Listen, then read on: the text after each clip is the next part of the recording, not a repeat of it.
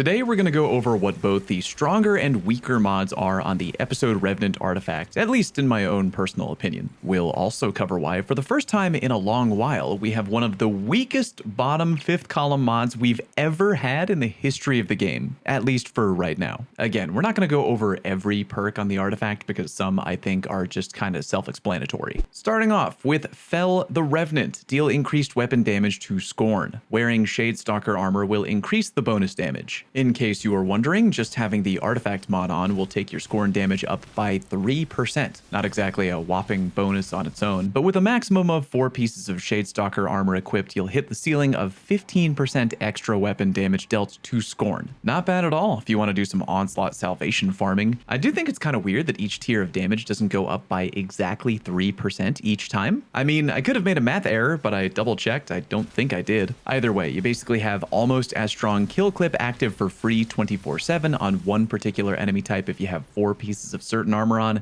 GG. Next we have Rapid Impacts. Dealing damage with a grenade launcher temporarily increases the reload speed of grenade launchers. Kinda awesome on paper, until you realize that even at the absolute maximum of 5 stacks, the boosted reload speed is still slower than what you're given from just a regular reloader mod on your gauntlet armor. I'd complain, but at the end of the day, you're still getting free extra reload speed, so what are you gonna do? Oh, and each stack will last for 5 seconds, by the way, and it'll refresh if you hit any target with another grenade, which is nice. Next, Wind Chill. Rapid stasis weapon precision hits grant you a stack of frost armor. Rapid precision hits from weapons with the Dark Ether Reaper origin trait grant you more stacks of frost armor. When Bungie says rapid precision hits, what they mean to say is 4 pulls of the trigger. At least that's what it was for both my pulse rifle and hand cannon. I was wondering if it might be possible for it to trigger off individual bullets from a pulse rifle shot. That'd be extra wild, but nah, 4 pulls of ye old trigger seems to do it. By the way, I have a minor bone to pick with the description of this perk. When they say weapons with the Dark Ether Reaper origin trait grant you more stacks of frost armor, what they mean to say is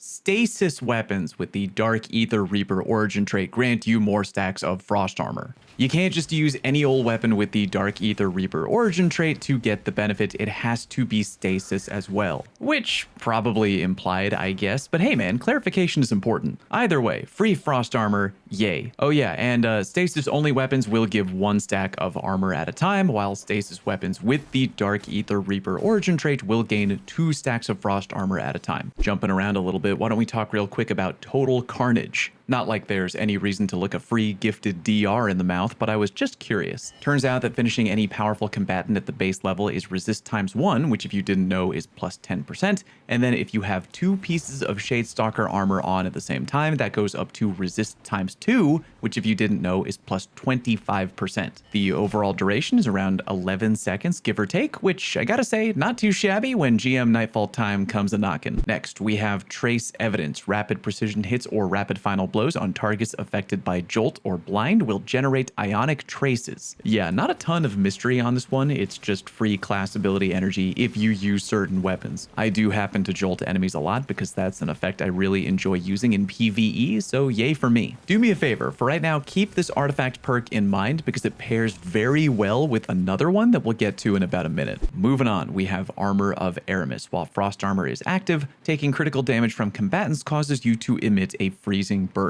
I was just kind of wondering how effective it was in general and got some information. The freezing burst you emit does minor damage, but more importantly freezes enemies in the nearby area immediately, which is nice. They do have to be relatively close to you, but again, can't really complain. You're getting free extra protection at close range for doing nothing really that differently. The freeze duration is also respectable, up to 6 seconds it would seem, so you either can set up whatever you want to do to fight back, or you can just bail out of the situation if you want. Next, Hail the Storm. Shattering stasis crystals releases shards of ice that damage and slow targets. This one feels oddly inconsistent. The crystals burst out very quick, and they don't travel very far, and it's not as easy to tag your enemies with them every time. That being said, we do have a very stasis heavy artifact right now, and if you have a build that litters the battlefield with crystals left and right, There's really no downside to having this turned on, I would say. Moving on, we have Debilitating Wave. Finishers emit a damaging wave that matches the element of your currently equipped super. When they say a wave, yeah, it's just that, a wave that shoots out like a waveframe grenade launcher in one particular direction. That's all it is really, just a free damage wave with a different flavor based on your guardian. Minor complaint though, depending on the angle of your finisher, this can be hard to aim, which minorly annoying. Quick note on the boosted tonic effects, by the way. If you have an arc, void, or stasis super, your wave will apply either blind, weaken, or slow. I actually have info on this from a very reliable source, your good friend and mine, Court. You following him yet, by the way? According to Court, the effect applied from the boosted wave is around 6 seconds, and the strength of the weaken is 15%, which is what I expected. Thanks, Court. Appreciate you, bud. Moving right along, we come to the perk that everyone knew was going to be really good, Concussive Reload. Using a grenade launcher to damage a boss, damage a champion, or break a combatant shield weakens them. This is pretty damn straightforward and actually more generous than I thought it would be. Smack a boss or a champion with a GL and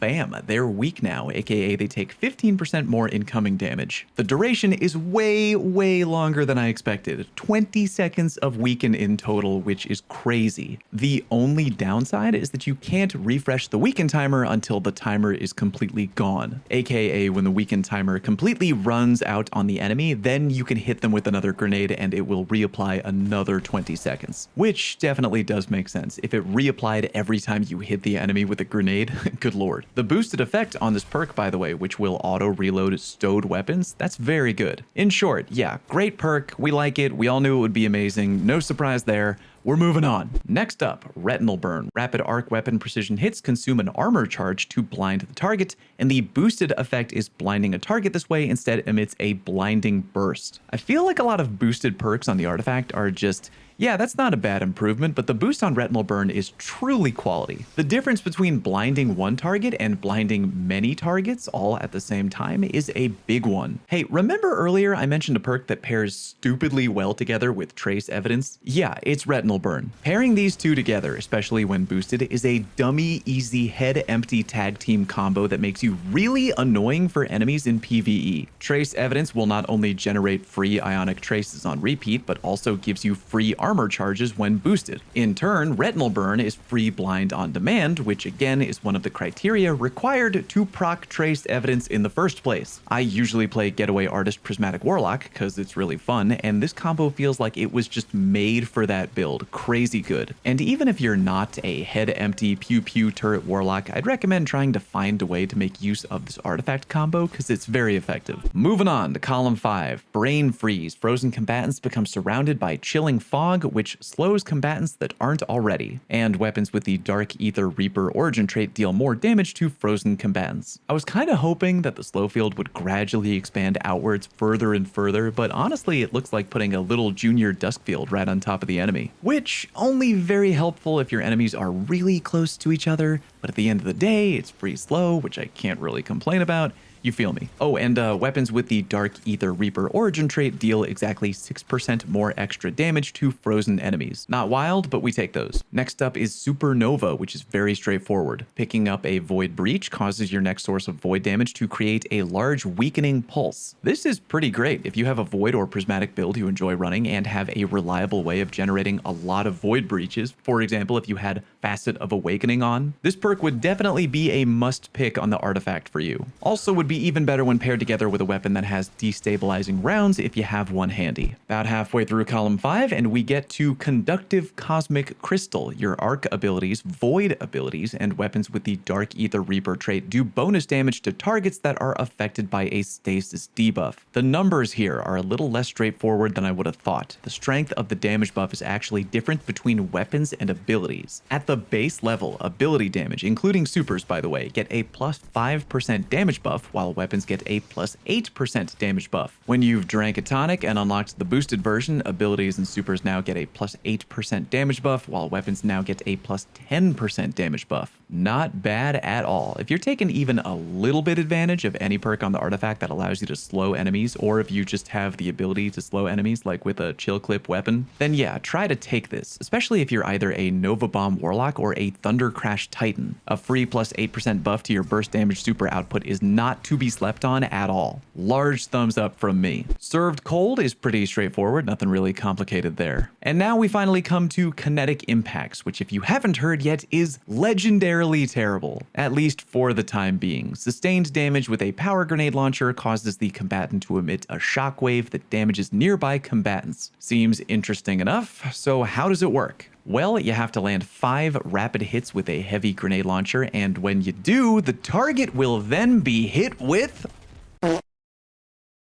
just laughably pitiful damage. I did a little math here, and in that entire clip you just watched, I dealt a grand total of 239,469 damage to Carl. 224,985 of that damage, or 94% of my total damage, was smacking Carl with a grenade launcher, and 14,484 of the damage dealt, aka 6%, was from Kinetic Impacts. Ah, but what if I told you, dear viewer, that for the cost of 5 heavy grenade launcher shots, you can stun unstoppable champions? Okay, before I keep being harsh, yeah, as it turns out, the perk is bugged. The damage is too low, it takes too many shots to activate, and oddly enough, it only works with adaptive frame heavy GLs. Sorry, rapid fire frames. No timeline yet as to when it'll be fixed, but hopefully sooner rather than later. Considering I'm already using GLs right now thanks to rapid impacts and concussive reload, Kinetic Impacts could be a welcome addition for free extra damage on top. In the meantime though, hard avoid this perk. It's outclassed by literally everything else available in column 5 and the rest of the artifact, honestly. That's it for now. As a reminder, I'm still on my honeymoon at the moment, so no live streams until next week. More pre-scheduled YouTube content on the way though. Thanks very much for watching. Peace.